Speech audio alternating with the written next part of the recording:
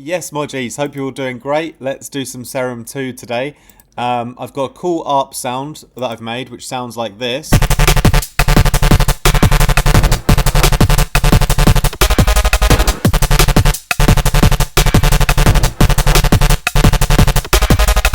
It's called the Sharp Fury, and I also actually managed to import some new impulse responses to use in the convolution in the Convolve plugin on Serum. So I'll show you how to do that as well. I used the kilohertz ones, but I had to re-record them to get them to load in. But yeah, let's start off by building the patch together from the beginning. So let's jump over to the oscillator section here, and what we essentially have is two oscillators and a sub bass, right? We'll start with oscillator A, and let me just mute the drums for just a brief moment here. So oscillator A, it's basically they're saw waves, but they have a little twist. They have the a little mode here. I've used the asymmetric mode on this first one and the bend on the second one.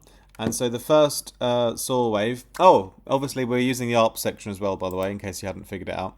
So actually no LFOs going on, no envelope section being used, purely just using the ARP down here. So the ARP, I just used the factory bank here, guitar strums 1. And then I just left it on this pattern, turn the rate up ×2. And it's 1/16 down here, so it's quite a fast one, you know? So quite a fast ARP, that's why I called it the Sharp Fury, because it's made of saw waves and it's very quick. But yeah, the first oscillator here at 0, and then the second one, I've gone up +3 to make, like just a little open chord, not like a whole chord. I can't remember the musical theory term. It's not. I don't think it's a power chord, because I think that would be a +7.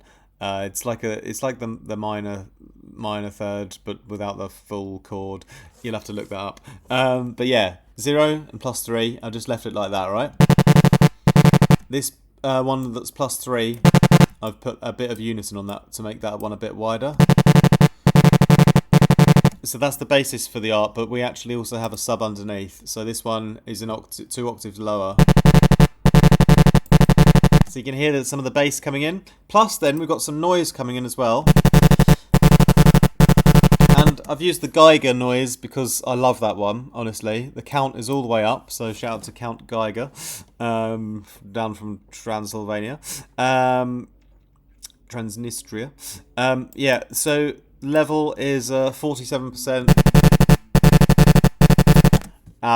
So the white noise is being ARPed, the saw waves are being ARPed, and the sub is being ARPed, right, all together.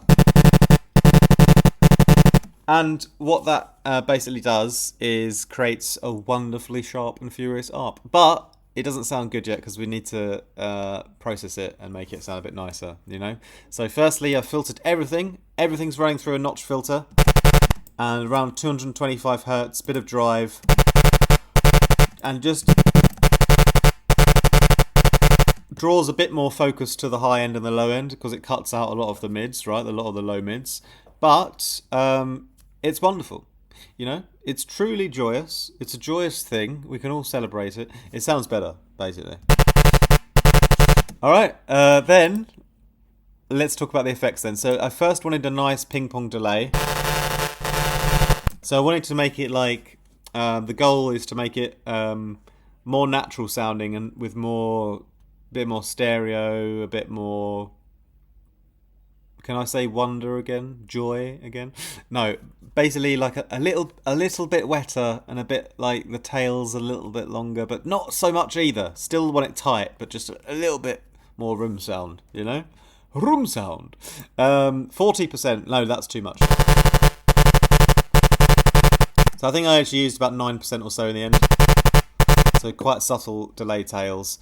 Chorus, this worked great on this one. 25%. I've turned the low pass filter up to about 5.5K as well. So adds quite a lot of extra sort of harmonics there and voicing with the chorus. Then the hyper dimension, only use the dimension here, about 11%. The size is about 15. Okay, Next, a lovely filter. This is a wonderful notch filter again, but it's the peak one. It doesn't take out the whole thing. It just takes out a little bit. Around 310 hertz again here. Slightly, even more refined. Shape of the sound is even more refined and great at that point. Then, yeah, this is where I do the impulse responses, right? So we've got two. We've got one is the white blur 50, which is a really short one. And then we've got a white blur 200, which is slightly longer, but still fairly short.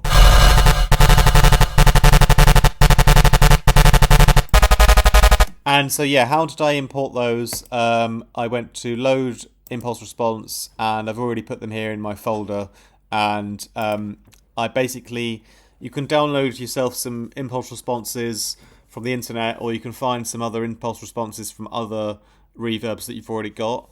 I was struggling to find where the kilohertz convolver one is. I think it may be baked into the sort of directory, so it's a bit harder to access. So what I did, just for the purposes of this tutorial, and I can show you how I recorded my own impulse response, I basically took a fresh serum patch and used the noise, like used the white noise, for example, turned the level all the way up, and then used the envelope and turned the sustain all the way down and the decay really short, to create basically a click, right? So we've got to actually record in a bit of MIDI here.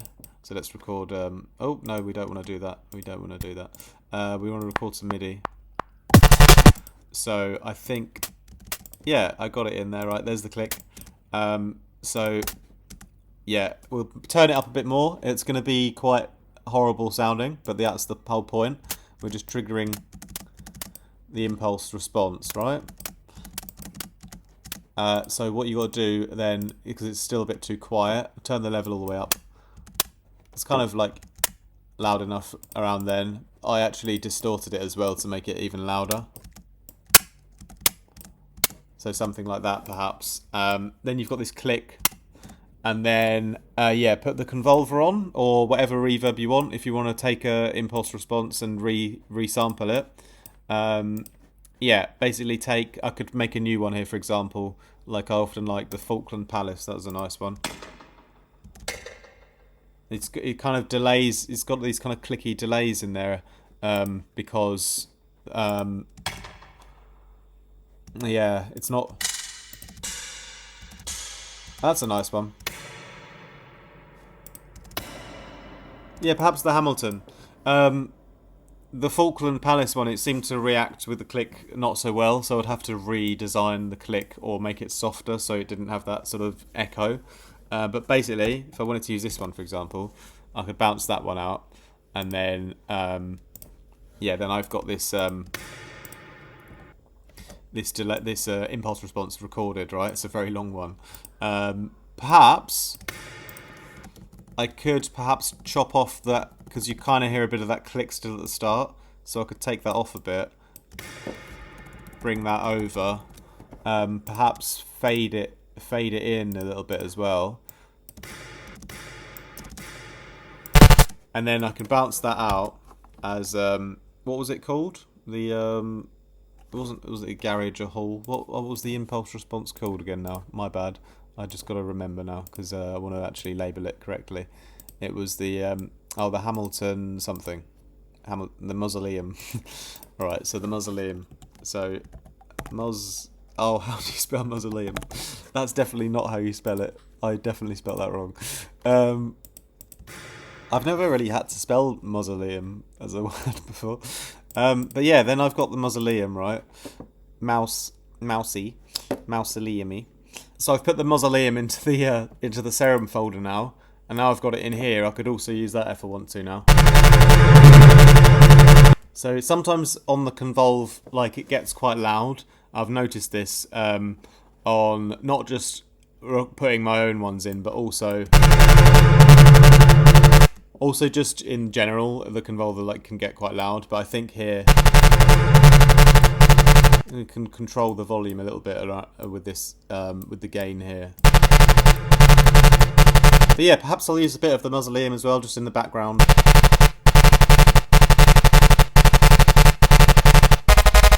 But yeah, just a little bit. But anyway, that's then the Sharp Fury completed.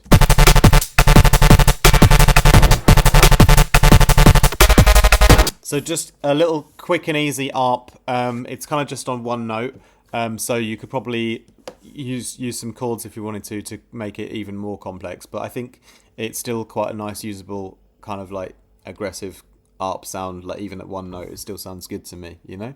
But anyway, that's the Sharp Fury. I just wanted to demo that, my kind of experiences with the Serum ARP, and also my experience with trying to use impulse responses from outside of Serum. So hopefully you can kind of wrap your head around that and have a little go, and hopefully get some nice layers going on in your own Serum patches going forward. Alright, that's it from me today. Thank you very much for watching. May I remind you as well, I've got a new Serum pack out called Rebirth. It's currently on sale until the end of the week. Links for that are down below. You can also find phase plant packs, vital packs, and much more on my website as well. Check out my links for my Patreon also, and email me if you want any mixing and mastering work done. And also I have music production lessons available. Links, everything's down below. Alright, that's it from me today, my G's. More from me very soon. Much love.